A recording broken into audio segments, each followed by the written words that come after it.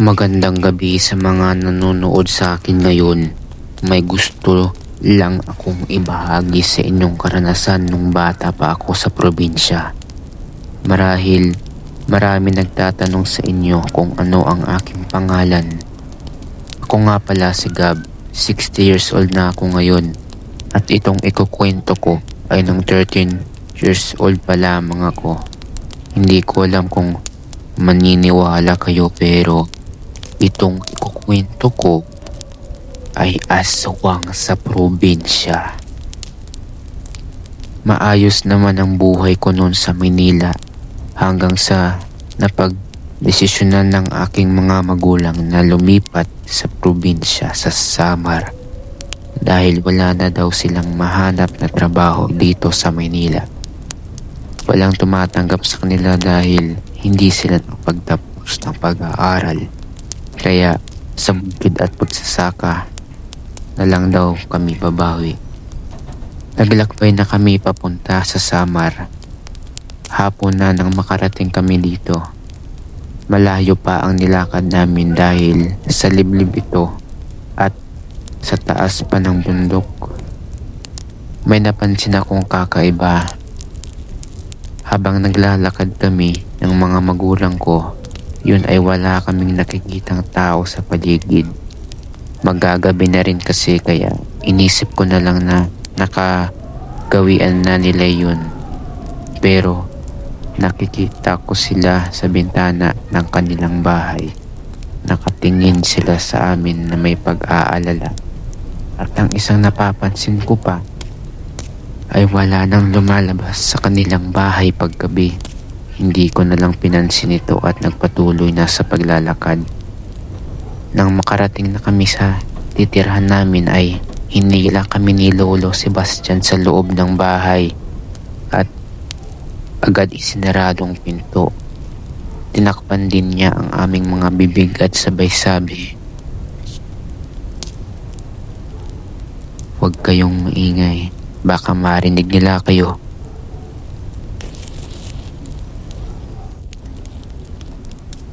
Kawayan at yero lang gawa ang aming bahay. Sa mga panahong ito, nalilito ako sa ikinikilos ng Lolo Sebastian ko. Tinanggal na niya ang kanyang kamay sa bibig namin. Nagmano naman ako kay Lolo at kinamusta namin siya. Pagkatapos nun, nagtanong ako kay Lolo kung bakit ganun ang kinikilos niya.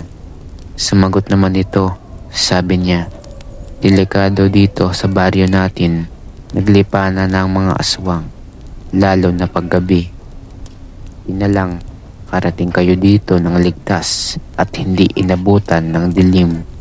Kung hindi, wala na kayong mga lamang loob ngayon, pati na rin yung dinadala mong anak Sapir. Sapir ang pangalan ng aking nanay at Josh naman kay tatay. Tandaan nyo ito, Apo, Sapir, Josh, huwag kayong lalabas ng gabi, lalo na Sapir. Tumango na lamang kami nito at sabay sabi ni Lolo, bakit ba kayo pumunta pa dito? Ipiniliwanag naman ng aking mga magulang ang lahat. Sabi ng lolo ko, ganun ba? Kawawa pala kayo sa Maynila. Pero mas kawawa kayo dito, sabi ni tatay. Ganun po ba? Bukas na bukas po tatay, aalis po kami dito, sabi ni Lolo. Hindi na pwede dahil baka masundan pa kayo. Ilang buwan na ba yung dinadala mo sa pier? 4 na buwan na po. Sige, pag nakapanganak ka na, iuuwi ko kayo. Pero sa ngayon, dito kayo muna. Diyos, lagi mong babantayan itong asawa mo. Sa mga panahong ito, kinalilibutan ako sa sinabi ni Lolo Sebastian. Nakita ko na binigyan ni Lolo ako at si tatay ng buntot pagi.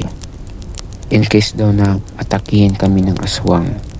Sabi pa ni Lolo, nakakapasa daw ang buntot pagi pag natamaan mo ang aswang dahil naorasyonan na niya ito palang albularyo ang aking lolo. Marami na rin siyang napastay at napaslang aswang sa papanahunan niya. Pinagpahinga na kami ni lolo nito at baka daw pagod na kami sa biyahe. Sumunod na lang kami nito dahil pagod at inaantok na rin kami. Maayos naman ang unang gabi namin. Kinabukasan, napagdesisyonan ng aking mga magulang na mamalengke at bumili ng mga seed para daw makapagtanim kami. Ngunit hindi pinayagan ni Lolo Sebastian ang nanay ko na sumama, baka masundan daw. Pero sabi ni inay, maaraw naman daw at walang aataking aswang. Pero sabi ni Lolo, delikado sa pera kahit na hindi gabi dahil baliw na baliw ang mga aswang sa buntis. At pag may nakita sila na buntis, hindi kanila titigilan hanggang sa makuha yung bata sa sinapupunan mo. Tumango na lang at pumayag si nanay nito. Kaya kami na lang mag-ama ang namalingke. Habang namamalingke kami ay may nakita kaming isang matandang babae. Nakatingin ito sa amin, sabay ngumiti, umalis. Hindi naman namin pinansin ito. Baka daw nababaliw lang. Nang makauwi na kami, may nakita naman kaming matandang lalaki nakatingin sa amin at nakangiti rin. Pumasok na kami sa bahay nito at inutusan ako ni tatay na itanim ko na daw ang seed na pinili namin. Sumunod naman ako nito, pero habang nagtatanim ako, nakita ko ulit yung matandang babae nakatingin sa akin. Kaya tinanong ko na ito, anong kailangan nyo? Sabi daw niya, nawawala daw ang kanyang alagang kalabaw. Kita ko daw ba? Sabi ko naman, wala po lola. Wala po akong nakita yun na alagang kalabaw. Umalis na lang ito, pero nung papabalik na ako sa pagtatanim, ulit tumalikod ako para tignan siya. Pero wala na to. Kinabahan na ako sa mga panahon to, kaya binilisan ko na yung ginagawa ko. Magagabi na rin kasi pauwi. Pag uwi ko sa bahay, kita sa mga mukha ko na natatakot. Kaya tinanong ako ni lolo kung ano ang nangyari sa akin. Naliwanag ko naman ang lahat at sabi niya nasundan daw kami ng aswang. At alam daw nito na may kasama kaming buntis. Delikado daw kami dahil hindi titigil iyon hanggang sa makuha niya ang pakay niya. Kaya pinagandaan na kami ni lolo. Balutan ko daw ng luya si mama. At pag natapos nun kumain na kami at natulog. Habang natutulog ay may narinig kaming kaluskos. Nang biglang sumigaw si nanay, pinuntahan namin ni lolo ito. At nung tinanong namin si nanay kung anong nangyari sa kanya, ay may nakita daw siyang aswang. Itim ang mga balat nito, matutulis at mahaba ang kuko at ngipin. Nanlilisik at namumula din daw ang mga mata nito. Unti ka na daw maabot ng dila ng tiyan ni nanay. Ngunit nahampas daw ito ni tatay ng buntot pagi. Sa mga panahong ito ay may narinig kaming kaluskus ulit sa bubong. Kaya lumabas si tatay at lolo upang kalabanin ang aswang. Kaya ako na lang ang natira dito, nagbabantay kay nanay. Paglabas daw ni tatay at lolo ay inatake daw sila kaagad ng 3 aswang. Pero mabilis ang reaction time ng aking lolo at tatay. Kaya nakailag ito. Pagkatapos nampas ni tatay ang aswang, nakaharap niya, nasunog daw ang balat nito kaya tumakbo. Pero ilang saglit lang inatake ulit si tatay. Kaya hinampas niya ulit ito ng buong lakas at natumba ang aswang. Doon na daw pinaghahampas ni tatay ang aswang habang si lolo naman ay may tak na dala.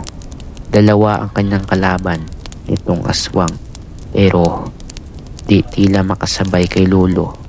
Sa uli ay nataga niya ito sa ulo kaya tuluyang namatay ang dalawa.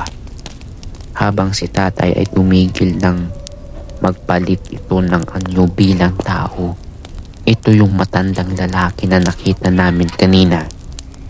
Habang ito naman ay may nakapasok ng aswang sa loob ng bahay pero nagsalita ito na mapapahamak lang daw ako at pag pinigilan ko siya kaya hayaan ko na lang daw na kunin ang pakay niya. Pero hindi ako pumayag kaya agad akong inatake nito kaya agad ko rin siyang hinampas ng pagi pero hindi ito tumigil. Naglaban kami hanggang sa palmot niya ako sa kanang mata ko at makagat sa braso. Buti na lang nakarating kaagad si tatay at lolo. Agad paglaban sa aswang.